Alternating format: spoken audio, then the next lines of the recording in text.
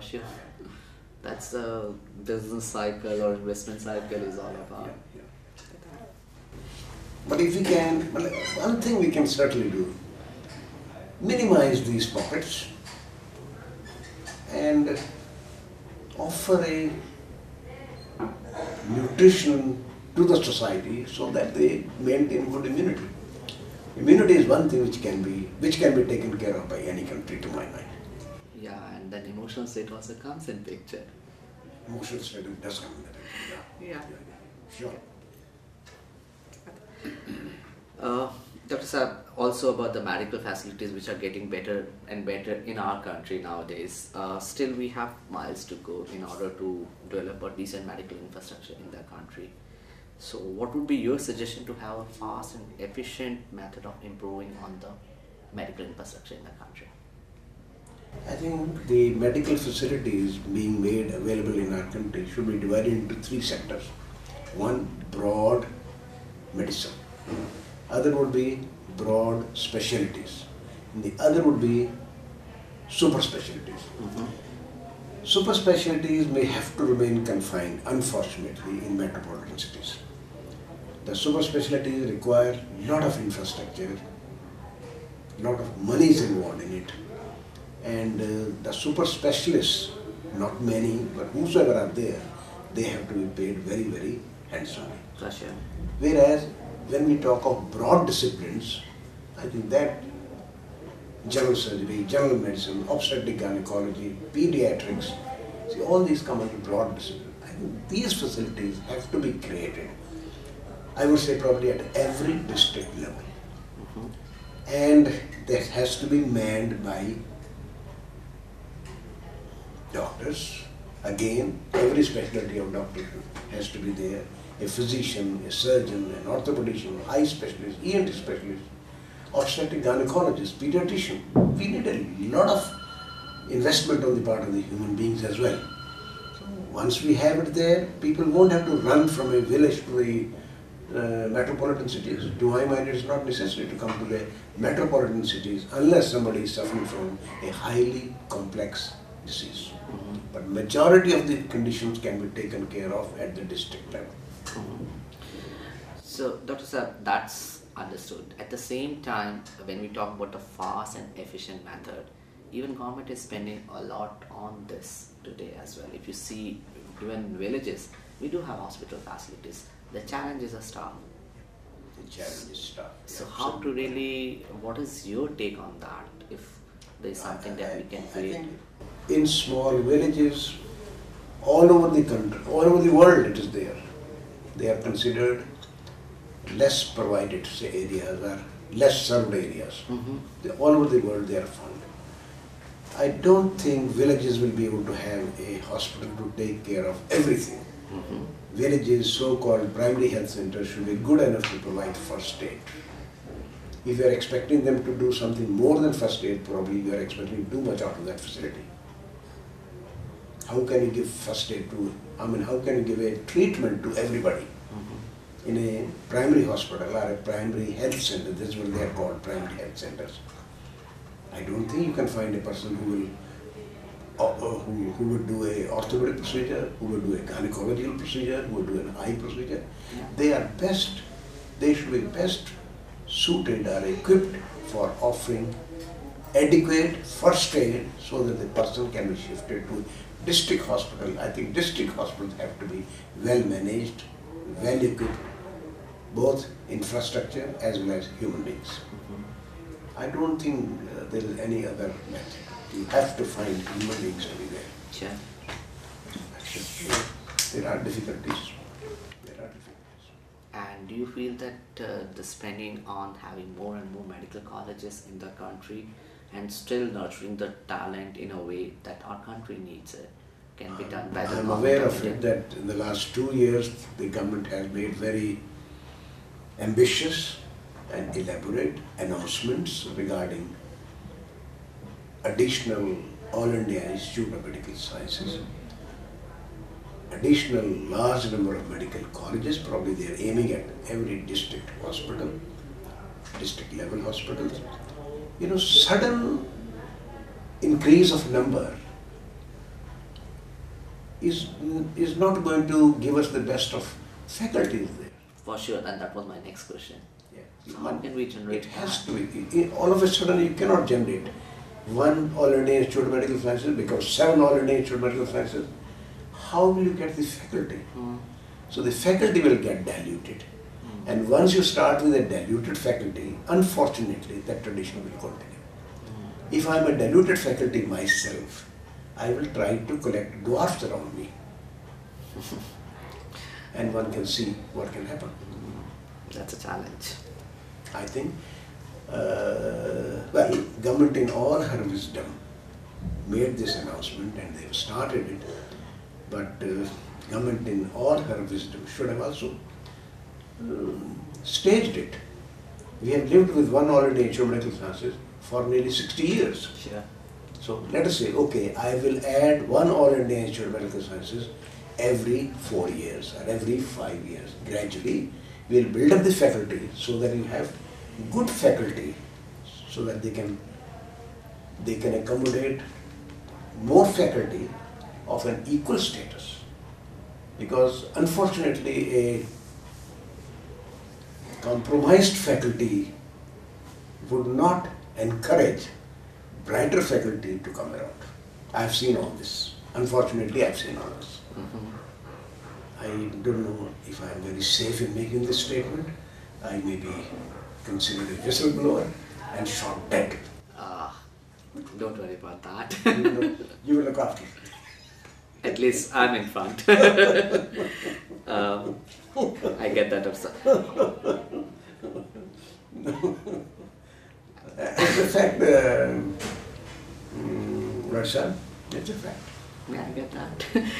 If I'm not bright, to make me look bright, I put dwarfs around me.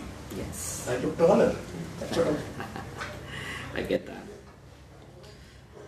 And that's what is another challenge. So what we are saying, before that I would really like to, one thing that you mentioned, will the increase in retirement age for the professors in medical colleges could be a viable solution to have faster infrastructure rolling out by having more medical colleges? And also considering that the invitations can still be made to the private practitioners.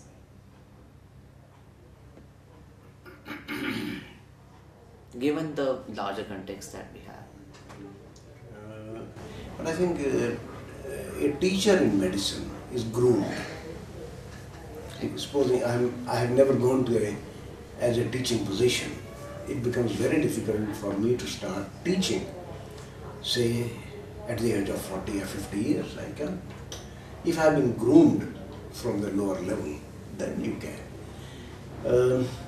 I think the government has already extended the retirement age, but I think the institutions, the teachers themselves should be able to realize, can I deliver?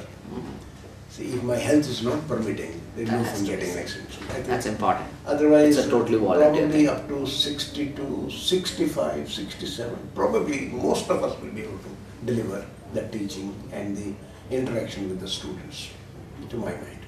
Yeah. So when I was already mentioning about it, it's also about not having full-time working there, maybe with reduced hours, not like a full-time contribution, but even considering that the health allows. Yeah. And that's my understanding, that has to be considered for sure. It varies from individual to individual. One can take Part-time, it. so-called part-time Absolutely. teachers. Right. Let's say, Maybe 2 lectures a day. yeah. And we have to compensate it with the count. Yeah. And more people really getting enrolled That's for taking on this job. Yeah. No, I think that's a good idea, that we should be able to encourage so-called part-time teacher, or let's say I pick up a faculty, let's say for teaching heart diseases. Engage him, okay sir, 1 lecture every day for 10 days. In the whole year, it's okay. The man has contributed, he is the master. Yeah. Similarly, it can be, I think we can pick up any discipline for that matter. A pediatrician, okay sir, a pediatric lecture from a renowned, experienced professor of pediatrics. One lecture, once a week, 50 lectures in the whole year. Yeah. Can work. And given that the communication infrastructure is so powerful these days, contacting and having the person enrolled is going to work in all likeness. It should.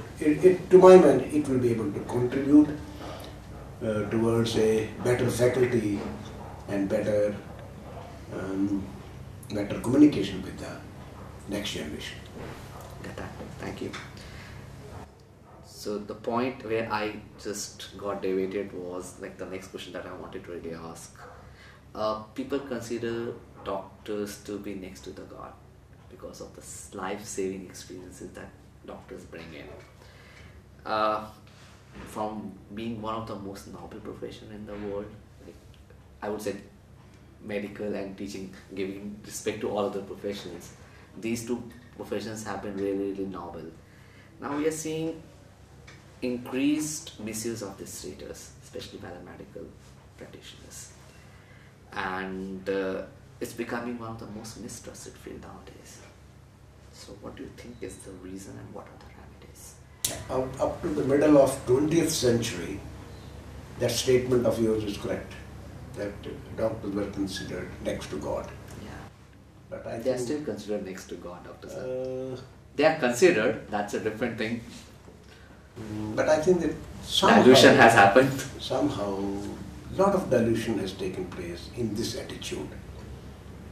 For example, in the 21st century, every activity which you do is under scrutiny.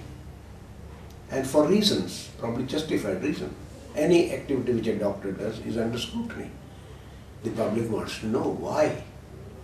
Unfortunately, some degree of commerce has come into medical practice.